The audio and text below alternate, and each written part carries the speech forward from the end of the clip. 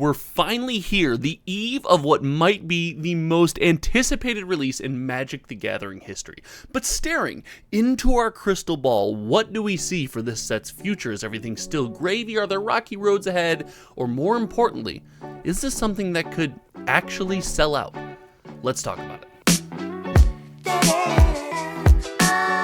The concept of a Magic the Gathering product selling out in 2023 feels like something out of almost a fairy tale. Back in the 2020 and 2021 era where Wizards was printing every single box into the ground, collector boxes were seeing massive reprints, and it seemed like nothing could hold any kind of value.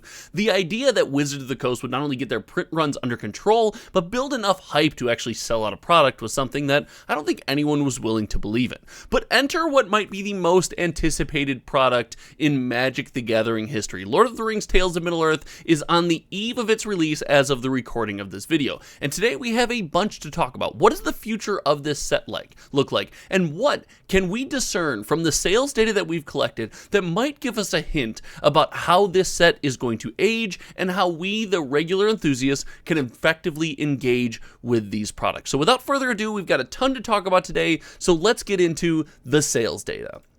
What I have here is a reflection of every single sold listing of sealed product collected on TCG Player. We're going to focus on a couple products here, and if you want, I will try to put a link in the comment section below to this actual spreadsheet where you can take a look at all of these sales listings, the formulas I'm using, and any other questions you might have. But we've talked about it before, and the big winner on this product is still the Collector Booster Box, making up for 44% of all products purchased on the popular trading card game platform TCG Player. This box is something we clearly covet. A big loser here, as we talked about, it still remains to be the set box. Now remember, the set box, there's something important to talk about in this video, but the set box still seems to be a loser here, but I don't think that will last for long. The gift bundle is still our surprise dark horse, and gift bundle prices have gotten insane, reaching upwards of $200. You wonder if the theory that the One Ring is in a gift bundle because they are coming out later is starting to gain a little traction with our community. But as you can see, players, collectors, enthusiasts, and people spending their hard-earned money on this set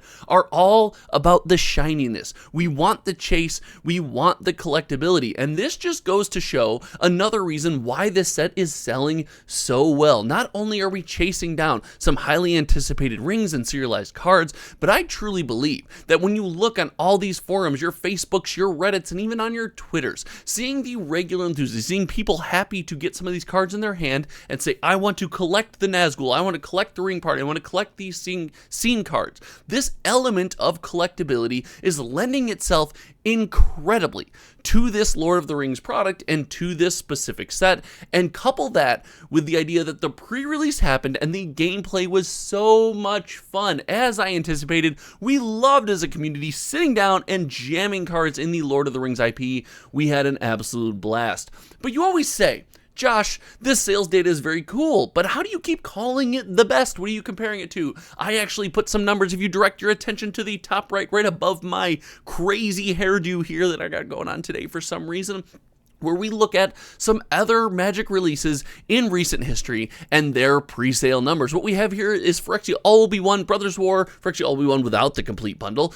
I think that's its own separate thing. I've talked about that a lot on this channel. Brothers War, March of the Machine, and Dominaria Remastered. Highly anticipated, great Magic products and their pre-sale numbers. And at the bottom, we see the total of $3.2 million across those 4 sets for pre-sale. That means Lord of the Rings, excluding the Commander decks. By the way, we don't track Commander decks. It's something that we're not set up to do. The tooling will be changed. And actually, if you tune into Friday Morning Magic, the weekly live stream every 8 a.m., there's some news coming on the channel that we've been kind of hush-hush whispering about in the live stream. Make sure you tune in. You'll get some of that news. But it's wild to see Lord of the Rings achieve this amount of success. So when compared to recent Magic the Gathering product, just goes to show, Lord of the Rings is blowing this out of the water. But what does that mean for the future of this product? As we have seen, the collector box, as of the recording of this video, actually did a little bit of a dip. It came down to around $430 for a little while, and I think at this moment is back up to $450, but it just goes to show we are in a fragile ecosystem, and with any fragile ecosystem, one stone starts to topple, and you wonder if the whole house will start coming down. Well, the One Ring theory is something we have discussed ad nauseum, so I won't spend much time on it here because I think there's something vastly more interesting we're going to talk about in just one second. But the One Ring theory is that once the One Ring is pulled, the collector box will be worthless. I don't think that's true. I don't follow that at all. We talked at the beginning of this video, and we've talked ad nauseum for anyone who's subscribed, and if you're not, click that sub button, help out the channel. We really appreciate it. About how much the collectability of this set and the IP and playing in Lord of the Rings, and heck, the fact that I'm going to put these scenes together is actually going to help drive these products a little bit more than it would the average Magic set. And because of that, I could see after the One Ring is pulled, a slight downturn in collector boxes. There will be a little bit of panic and freak out. Why would I ever buy this? But listen, most people aren't buying the collector box to pull the One Ring. It's not a feasible thing to hope to do. I think they're buying the collector box, or at least I hope they're spending their hard-earned money just to have a little bit of fun and engage with the set. And remember, when you open these boxes, you are paying a premium for that entertainment factor. It is not something you will never get full EV out of a box opening experience. You are paying a premium for the opening. But more importantly, we should direct our attention to the set booster box, something that our community, regular people, you and I generally covet. Because why? Well, we like cracking packs, and we love doing so at an affordable price. And the set booster box sitting around $170 to $180 on TCG Player, and make sure you check out minmaxgames.com. They sell them for cheaper over there when they have them back in stock. This is a product that I think is going to carry a lot of weight for this set. It's kind of an unsung hero right away. I anticipate, and this is a wild take, if you're here for this wild take, let me know, because this is a wild take. I actually think we could see a sell-through of the collector booster box. And what I mean by this is distribution being completely out, having sold them all to game stores, and this secondary market being the primary avenue in which people are going to have to engage with this. Now, in Magic the Gathering, this would be unprecedented. This is not something we see. We normally see collector boxes can go up in price, they become more coveted, but we do not see them sell through completely. I think this is a product where we could finally see that happen.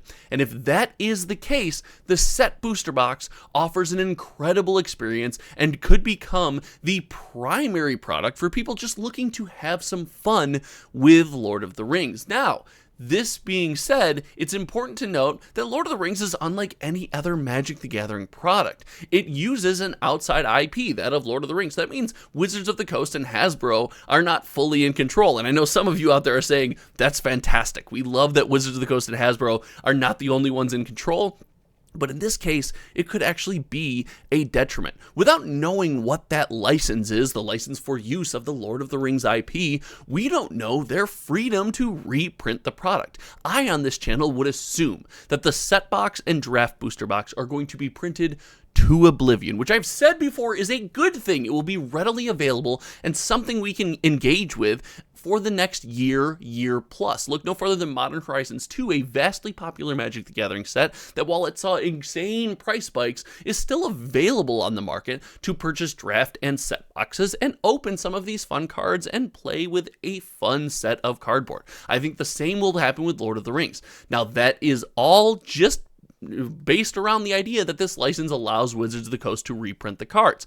If there is some weird gotcha in there that doesn't let them reprint these products, then there could be a case of insanity. I want you to close your eyes and go on a quick journey with me. Imagine a world of Lord of the Rings where you can't reprint the set booster box. The collector booster box continues to climb. People are chasing the One Ring. The serialized Soul Rings and the scene cards are driving the market, but all of a sudden that sells out. And the set booster box, which is readily available and something we constantly enjoy, starts to dry up off the shelves, and Wizards of the Coast can't reprint the product. We might be in a wild situation that would be unprecedented for Magic the Gathering times. I want to be clear, I don't think that's the case. I can't imagine a company like Wizards of the Coast that prides itself in being able to print these products that should be readily available for a long time to the moon would suddenly sign this IP that doesn't let them do the thing that they seem to do best. But if that happens to be the case,